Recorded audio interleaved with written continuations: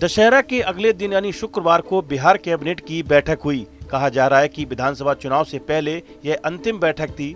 इसी को ध्यान में रखते हुए 129 एजेंडों पर मोहर लगी है। मुख्यमंत्री नीतीश कुमार की अध्यक्षता में शुक्रवार को हुई कैबिनेट की बैठक में कई अहम फैसले लिए गए। राजनीतिक जानकारों का मानना है कि ये फैसले चुनाव से पहले सरकार का एक तरह से चुनावी बजट का ट्रायल है, जिनसे युवा, महिलाएं और पिछड़े वर्ग प्रभावित होंगे।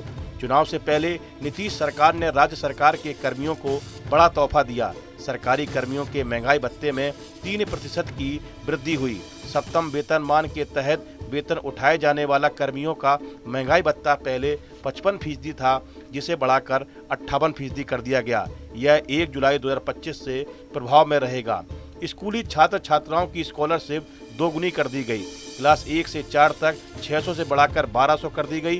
क्लास 5 और 6 की 1200 से बढ़ाकर 2400, जबकि क्लास 7 और 8 का 1800 से बढ़ाकर 3600, क्लास 9 10 का 1800 से बढ़ाकर 3600 किया गया। स्कॉलरशिप के लिए 3 अरब रुपए की स्वीकृति दी गई है। कैबिनेट ने एएनएम कर्मियों के वेतन को भी बढ़ा दिया है। एएन कर्मी का वेतन 11,500 से बढ़ाकर 15,000 कर दिया है। साथ ही आशा कार्यकर्ताओं का मानदेय 1,000 रुपए से बढ़ाकर 3,000 रुपए कर दिया गया है। इसके अलावा पटना जिले के मोकामा में सांस्कृतिक, धार्मिक और पर्यटन गतिविधियों को बढ़ावा देने के लिए सरकार ने एक बड़ा कदम उठाया है। कैबिनेट की बैठक में यह तय किया गया कि पथ निर्माण विभाग की लगभग 10 एकड़ 11 डिसमल जमीन पर्यटन विभाग को मुफ्त में ट्रांसफर की जाएगी। इससे इस इलाके में पर्यटन से जुड़े कामों को नई रफ्तार मिलने की उम्मीद है। इसी बैठक में बिहार महादलित विकास मिशन से जुड़े फैसले भी लिए गए। दलित बस्तियों में काम कर रहे विकास मित्रों को अब टैबलेट खरीदने के लिए 25,000 रुपए की सहायता दी जाएगी। बिहार में चुनावी सरगर्मियों के बीच आज का दिन बेहद अहम साबित हुआ। मुख्यमंत्री नीतीश कुमार ने कैबिनेट की महत्वपूर्ण बैठक बुलाई, जिसमें कई नीतिगत फैसलों पर चर्चा हुई। इससे पहले मुख्यमंत्री महिला रोजगार योजना के तहत 25 लाख महिलाओं को आर्थिक सहायता दी गई। इन महिलाओं के खाते में 10,000 रुपए ट्रांसफर किए गए।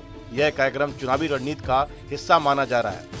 दूसरी ओर बिहार विधानसभा चुनाव को लेकर चुनाव आयोग ने आज चुनावी पर्यवेक्षकों के साथ अहम बैठक की। दिल्ली के द्वारका में स्थित Indian international institute for democracy and election management में हुई थी। इस बैठक में मुख्य चुनाव आयुक्त और आयोग के वरिष्ठ अधिकारियों ने केंद्रीय पर्यवेक्षकों को संबोधित किया और उन्हें अहम दिशा निर्देश भी दिए। चुनाव आयोग ने इस बैठक में स्पष्ट किया है कि बिहार चुनाव और अन्य राज्यों के उपचुनाव पारदर्शिता और निष्पक्षता के साथ होने चाहिए।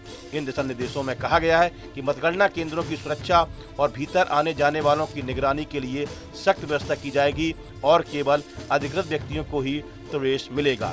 इस वीडियो में फिलहाल इतना ही। आप बने रहिए न्यूज नेशन के डिजिटल प्लेटफॉर्म के साथ। जहां भक्ति है हर शब्द में, कथाओं में छुपे हैं दिव्य रहस्य और ज्योतिष देता है जीवन को दिशा। धर्म से जुड़ी हर बातों को जानने के लिए हमारे चैनल स्तुति को सब्सक्राइब करें। चैनल पर जाने के लिए इस लिंक पर क्लिक करें।